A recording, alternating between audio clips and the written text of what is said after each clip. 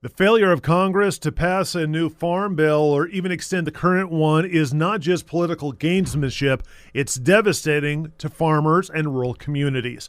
Those words from Chris Hamp, president of the National Grange. I recently had a chance to sit down with Hamp to find out why she penned those words in a recent op-ed. Yeah, I think many folks, when they hear the term farm bill, think that it's just this isolated thing for farmers, that it doesn't affect them, but it does. It affects, as I said in that op-ed, it affects the entire rural economy. Within that farm bill, there's initiatives that are funded in regard to broadband expansion. The National Grange has been working on broadband expansion for almost 30 years to get that last country mile, as we say, of road covered with broadband expansion. That every household in America should have equal opportunity to be connected, and so that's something that's covered in the Farm Bill. Rural development, and then healthcare programs. The healthcare programs for rural America, that we just spoke about are critical. That we're doing everything we can to try to compress the gap that is continuing to widen between rural and urban prosperity, and not just prosperity, but rural and urban health. It should not be more risky for us to live in rural America in regard to our health than it would if we lived in the urban setting.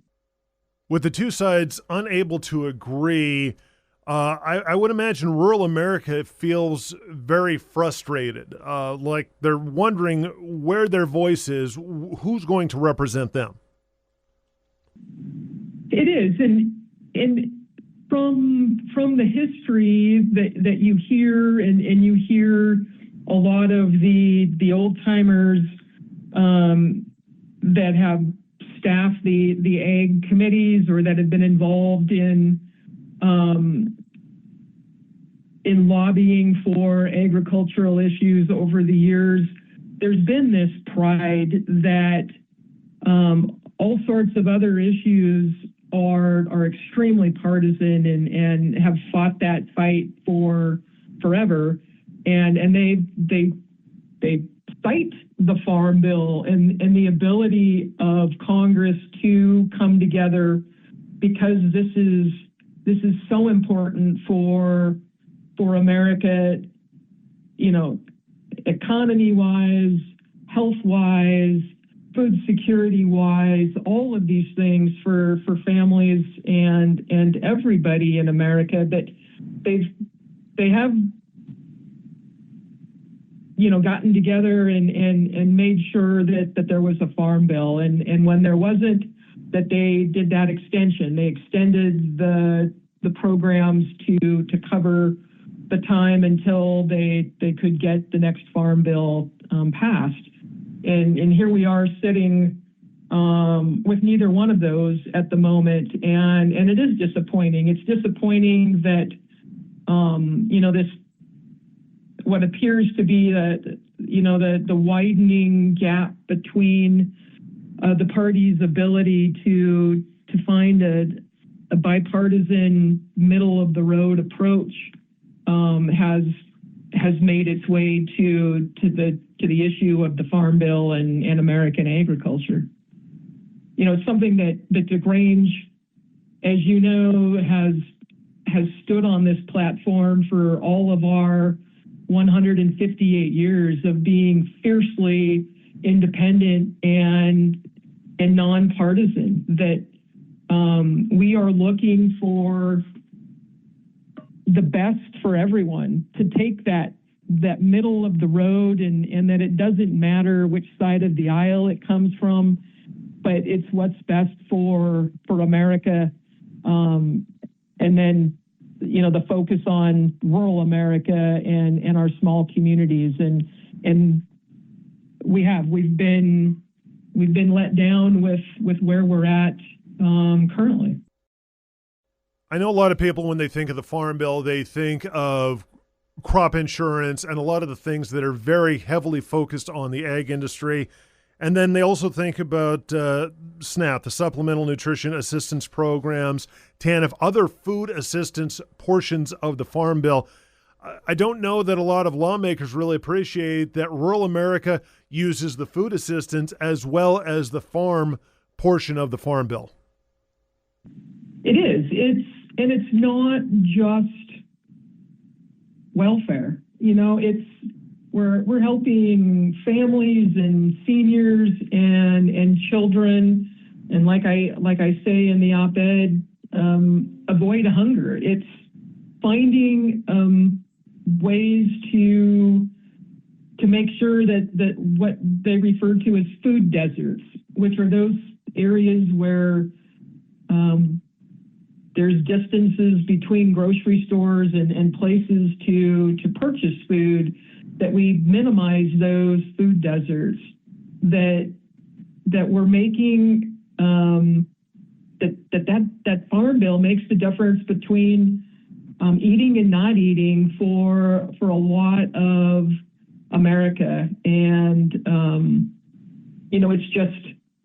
it's just one more thing that makes it difficult for a lot of folks to get up and get through their day. It's hard to do that when you're not eating properly, and then just the stress of not knowing how you're going to put that food on the table and provide for your family. Now, I'm not so arrogant to think that leaders in D.C. are listening to the program right now, but if you had the ear of Republican leadership, Democrat leadership, and you could talk to them about the Farm Bill, what would you talk to them about? What information would you give them about rural America and the lack of Farm Bill, how it's impacting rural America?